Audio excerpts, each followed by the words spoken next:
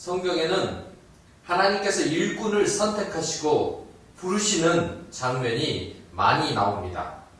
한 사람의 역사는 물론이고 인류의 흥망성쇠를 비롯한 모든 것은 하나님의 주관하에 있습니다. 사람이 노력하고 재능을 발휘하고 수많은 땀을 흘린 결과로 인생이 세워지는 것 같지만 그렇지 않습니다. 하나님께서 개인과 역사의 모든 것을 세우시기도 하고 무너뜨리기도 하십니다. 모든 것은 하나님의 역사하심 속에 있음을 우리는 알아야 합니다. 아침에 태양이 떠오르고 밤이 되면 태양이 집니다. 태양을 떠오르게 하시는 분도 하나님이십니다. 또한 지게 하시는 분도 하나님이십니다. 태양뿐만 아닙니다. 우리의 인생도 하나님께서 움직이십니다. 아무리 대단한 사람이라 할지라도 하나님께서 지게 하시면 질 수밖에 없습니다.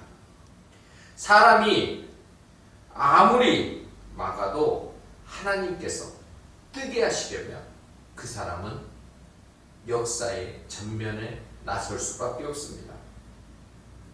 무대에서 이 무대 위에서 일어나는 일만 그런 것은 아닙니다. 무대 뒤에서 또한 역사하시는 하나님의 손길이 있습니다. 어쩌면 무대 뒤에서 움직이시는 하나님의 손길이 더 바쁜 줄도 모릅니다. 그러나 하나님의 손은 절대 주권을 가지신 이 하나님의 손길은 온 인류 모든 역사 가운데 스며들고 사역의 원동력, 힘이 되기도 합니다. 하나님께서는 사람을 세우십니다. 하나님께서 사람을 세우시는 것은 세상에서 사람을 세우는 것과는 조금 다른 방법입니다. 세상에서는 다양한 기준을 요구합니다. 그래서 취직을 준비하는 사람들은, 쓰임을 받기를 원하는 사람들은 그에 맞는 다양한 스펙들을 준비합니다. 잘하는 일입니다. 정성을 다해 땀을 흘린 그 모습들은 아름답기까지 합니다. 그런데 하나님께서는 이런 일반적인 노력, 정성에 따른 것도 쓰시지만 또 하나 하나님 나라를 위해 사용하시는 일꾼은 조금 더 다이나믹하다고 볼 수 있습니다. 하나님께서는 독특한 방법으로 사람을 사용하십니다. 우리는 하나님께서 나를 부르시도록, 나를 쓰실 수 있도록 준비해 두었다가 부르실 때에 응답하면 되는 겁니다. 순종할 때 우리는 역사의 전면에 나설 수 있는 것이고 그 역사 위에, 그 무대 위에서 마음껏 하나님이 주신 지혜와 능력을 발휘하면 되는 것입니다. 그 발휘되는 사람이 때로는 바울과 같은 주연이 될 수도 있고 때로는 오늘 본문에 등장하는 아나니아와 같이 조연이 될 수 있습니다. 우리는 무대에 올라간다는 사실만으로도 기뻐해야 합니다. 주연이 되든 조연이 되든 하나님의 나라에서는 모두 다 귀하고 복된 자들입니다. 사도행전 8장에서는 성령님의 주권적 역사로 인해 빌립이 유대라는 지역적, 지리적 한계를 뛰어넘어 이제 사마리아와 이방 땅에 복음을 전파하는 모습이 등장합니다. 이방 선교의 출발점입니다.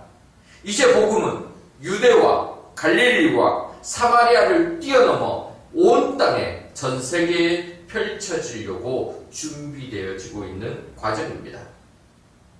하나님께서는 이러한 이방 선교 사역을 가장 잘 감당할 사람을 세웠는데 전혀 뜻밖의 사람입니다.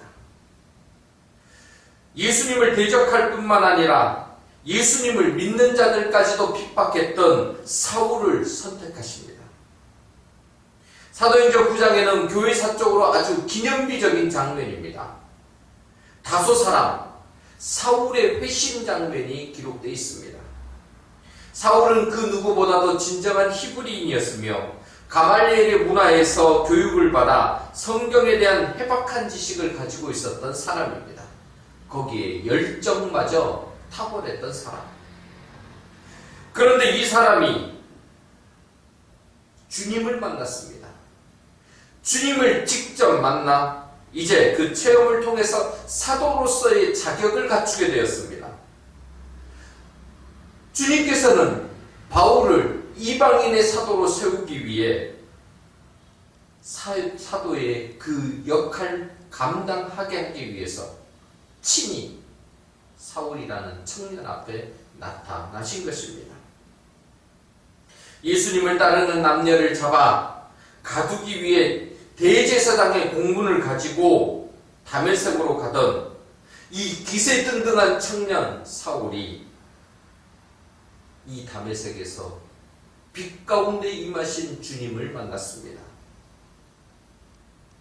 영광 중에 주님의 음성을 들은 후 그는 사흘 동안 보지도 못하고 식음을 전폐했습니다. 정말 세상을 다 가진 것 같은 기세등등한 이 사울이 이제는 다른 사람의 손에 이끌려 다메섹으로 나아가는 장면은 인간의 나약한 모습을 적나라하게 보여주는 장면이라 할 수 있습니다. 이러한 사울, 이 청년을 이방인의 사도로 세우시기 위해 하나님은 그를 도울 자, 또 다른 사람 한 명을 준비해 주셨습니다. 주님의 신실한 제자입니다.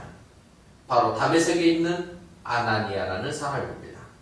아나니아, 이 이름의 뜻은 여호와는 은혜로우시다, 하나님은 보호하시다라는 뜻입니다. 어쩌면 이 이름에 딱 맞게끔 하나님은 사울을 보호하시고 사울을 인도하게끔 사울에게 은혜를 끼치게끔 하기 위해 아나니아를 준비시키셨고 사용하십니다. 아나니아는 평범한 제자였지만 바울은 후에 그를 율법에 있어서 흠이 없고 경건한 사람이다라고 평가합니다. 사도행전 22장 12절 말씀에 이렇게 기록되어 있습니다. 율법에 따라 경건한 사람으로 거기 사는 모든 유대인들에게 칭찬을 듣는 아나니아라 하는 이가, 이 아나니아는 율법에 따라서 경건한 사람이었습니다. 모든 유대인들에게 칭찬을 받는 사람이었습니다. 그런데 그 사람을 지금 주님이 부르고 계십니다. 10절 말씀 같이 읽겠습니다. 그때 다메섹에 아나니아라는 제자가 있더니 주께서 환상 중에 불러 이르시되 아나니아야 하시거늘 대답하되 주여 내가 여기 있나이다 하니. 아나니아는 하나님의 일을 하기 위한 제자였습니다.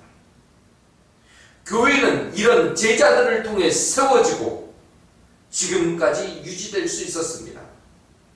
그 제자들의 땀과 노력은 서로의 역할을 잘 감당함으로써 세워주고 또 세우고 또 세워주는 역할을 지금까지도 연속적으로 진행하고 있는 겁니다. 때로는 바울과 같은 주연, 때로는 아나니아와 같은 조연. 조연은 우리가 편의상 부르는 모습이고 하나님 나라에서는 모두 다 똑같이 소중한 사람들입니다. 그럼 아나니아는 어떻게 예수님을 믿는 자들을 핍박하는 사울이 복음의 사도인 바울로 바뀌는 이 역사의 전환점에서 쓰임받는 사람이 될 수 있었을까요? 아나니아는 어쩌면 사울이 바울되고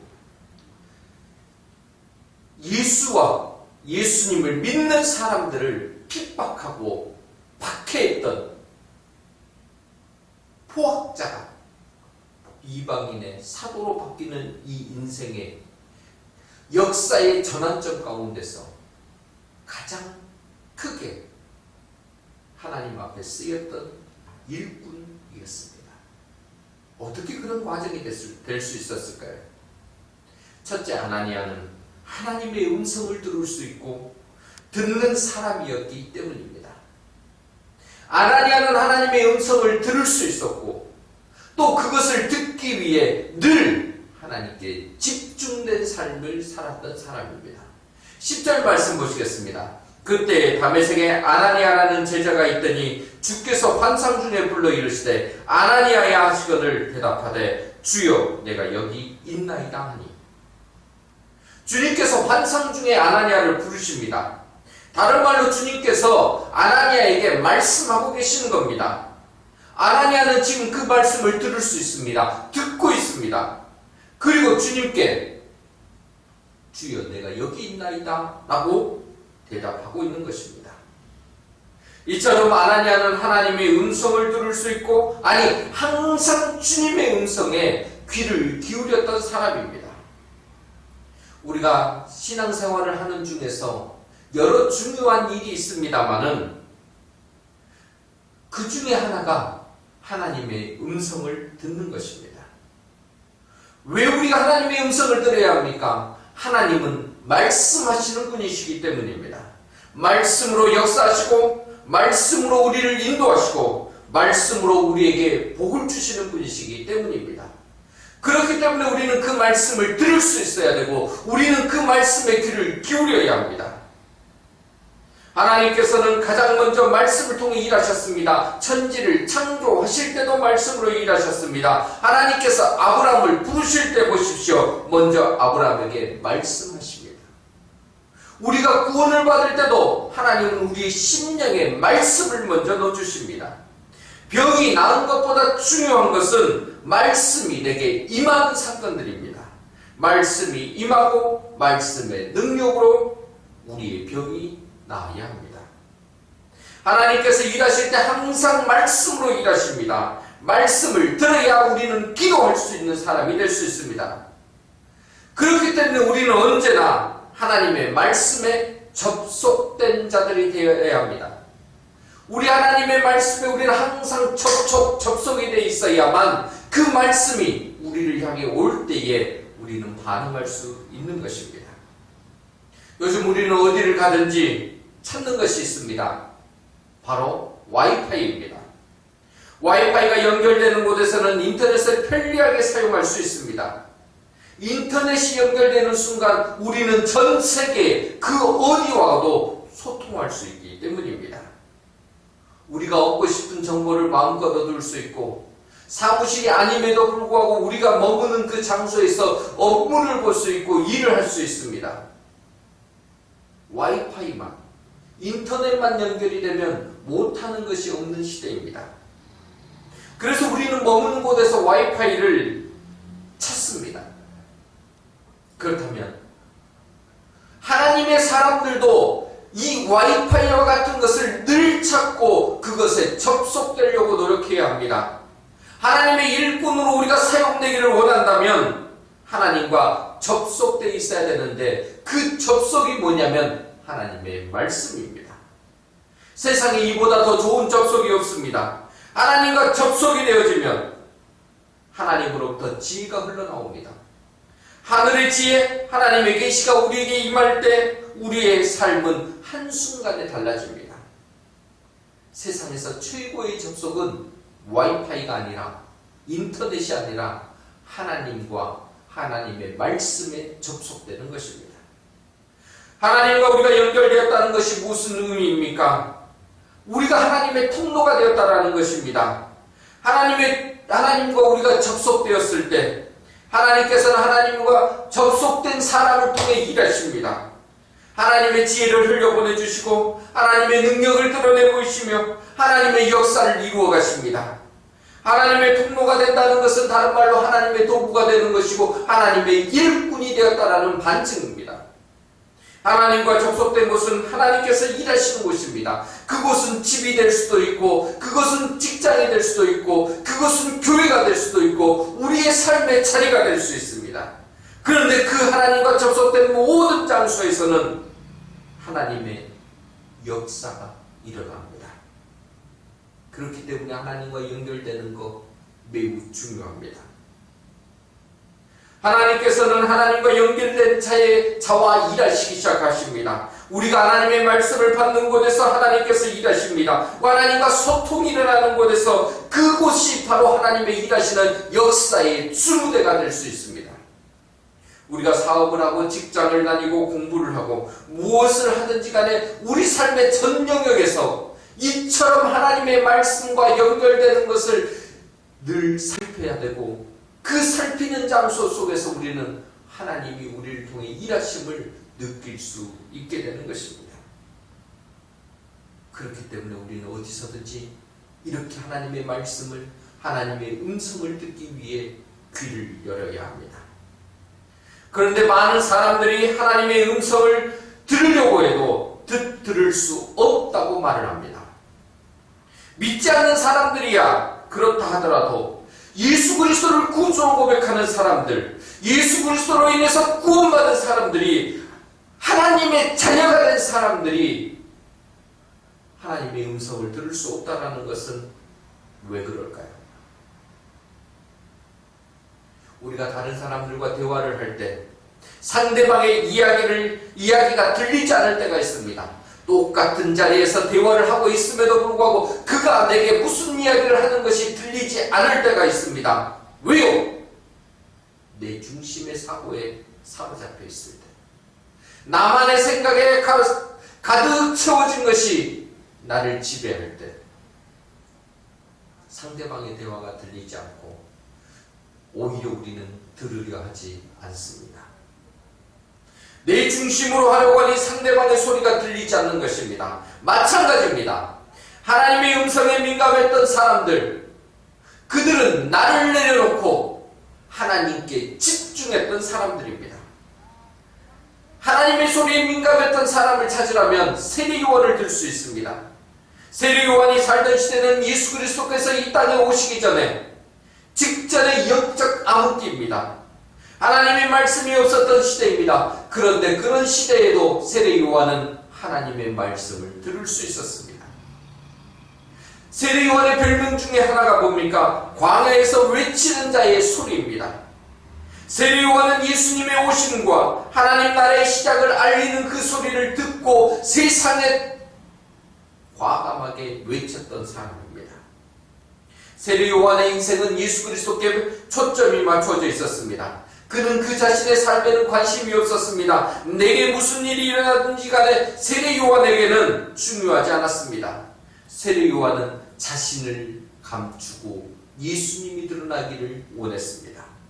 그리스도께 집중했습니다. 그래서 세례 요한은 철저히 예수 그리스도 중심의 삶을 살았습니다. 그의 삶을 요한복음은 이렇게 말을 합니다. 그는 흥하여야 하겠고 나는 쇠하여야 하리라. 세례 요한이 예수님을 향해 했던 말씀입니다. 세례 요한은 예수 그리스도가 드러나고 자신은 쇠하여야 된다는 것이 맞다고 주장한 사람입니다. 사람들이 세례 요한에게 몰려들었습니다. 세례 요한의 인기가 보통이 아니었습니다. 그러므로 세례 요한은 자기에게 관심을 가질 만한 사람이었습니다. 그러나 세례 요한은 예수 그리스도를 주목했습니다. 그렇기에 하나님의 음성을 분명히 들을 수 있었고 외칠 수 있었습니다. 우리는 우리 자신에게 관심이 많습니다. 나를 중요하게 생각합니다. 내가 하는 일을 중요하게 여깁니다. 하나님께 예배를 드리고 찬송을 드리고 기도를 하지만 돌아서고 나서면 나를 중요하게 여기고 있는 우리를 발견할 수 있을 것입니다. 우리가 언제 짜증이 납니까? 우리가 언제 하나님께 불평을 합니까? 그럴 때는 어느 때 모습입니까? 바로 내가 중심이 되었을 때입니다. 내가 기도했는데 내 기도대로 응답되지 않았을 때, 내가 원하는 대로 그 상황이 펼쳐지지 않을 때 우리는 불평하고 짜증을 내기 시작합니다. 하나님이 내게 어떤 말씀을 하시는지에는 관심이 없습니다. 그렇기 때문에 하나님의 음성이 들리지 않는 것입니다. 나를 내려놓고 하나님 중심으로, 예수 그리스도 중심으로 마음의 귀를 여셔야 합니다. 그때 하나님의 음성이 들립니다. 하나님 중심으로 말씀을 읽고 묵상해야 합니다. 예수님을 중심에 놓고 예배를 드려야 합니다. 우리의 귀가 예수 그리스도께 향하여 있을 때 하나님의 말씀과 음성은 들리게 되어 있습니다. 다메섹에서 살고 있던 예수님의 제자 아나니아는 예수님 중심으로 살았기에 언제나 하나님의 음성을 들을 수 있었습니다. 그 음성을 들은 아나니아는 이제 예루살렘과 온 유대와 사마리아를 뛰어넘어 땅끝까지 복음이 전파되는 데 쓰임받을 사도 바울을 세우는데 귀중한 역할을 감당할 수 있었습니다. 이 시대에는 하나님께서 귀를 열기를 소원하는 수많은 사람들을 기다리고 계십니다. 하나님의 음성을 들을 수 있는 일꾼들을 찾고 계십니다. 우리가 하나님께 집중하고 하나님의 말씀을 들을 귀를 열어서 아나니아처럼 하나님께 쓰임받는 일꾼이 되시기를 주님의 이름으로 간절히 부탁드립니다. 둘째, 아나니아는 하나님의 말씀 앞에서 즉각 순종하는 사람이었습니다. 아나니아는 하나님의 말씀을 듣기도 했습니다만 들은 말씀에 즉시 순종한 사람입니다. 세상에서는 하나님의 음성을 듣는 분이 많습니다. 그러나 듣기는 들어도 순종하는 사람은 적습니다. 이것이 문제입니다. 온전하고도 즉각적인 순종이 있었다면 세상은 몇 번이라도 더, 아니 온 땅은 하나님의 나라로 벌써 바뀌었는지도 모릅니다. 말씀을 들었다면 순종해야 되는데 말씀을 듣고 머뭇거리거나 말씀을 듣고도 그것에 불순종해버린다면 하나님의 말씀이 완성되지 않습니다. 11절 말씀을 보면 하나님께서는 아나니아에게 매우 구체적으로 말씀하십니다. 그런데 아나니아의 모습을 보십시다. 그 말씀에 대해 자기 생각을 드러냅니다. 13절과 14절 보시면 아나니아가 대답하되 주여 이 사람에 대하여 내가 여러 사람에게 듣사온즉 그가 예루살렘에서 주의 성도에게 적지 않은 해를 끼쳤다 하더니 여기서도 주의 이름을 부르는 모든 사람을 결박할 권한을 대제사장들에게서 받았나이다 하거늘 아나니아는 사울에 대해 듣고 있습니다. 자신이 알고 있는 사울에 대해서 주님께 지금 낱낱이 구하고 있는 것입니다. 그 내용을 함당으로 한다면 나 지금 사울에게 가는 거 꺼려집니다. 주님 갈 수 없습니다. 그는 위험한 사람입니다. 그러자 주님은 아나니아에게 사울에 대한 어떤 변명을 해주시거나 아나니아를 설득하시지도 않습니다. 15절 보시면 주께서 이르시되 가라! 이 사람은 내 이름을 이방인과 임금들과 이스라엘 여손들에게 전하기 위하여 택한 나의 그릇이라. 주님은 아나니아에게 말씀하십니다. 이것저것 살필 필요 없어. 가라! 내가 명령한다라는 말씀입니다. 그리고 덧붙이시는 것이 뭡니까? 그는 내가 택한 그릇이다. 내가 쓸 사람이다라고 말씀하십니다. 그런데 놀라운 것은 아나니아의 모습입니다. 주님이 이렇게 명령하시고 자기의 마음은 자기의 생각은 이것이 있음에도 불구하고 주님의 명령 앞에 그는 즉시 순종합니다.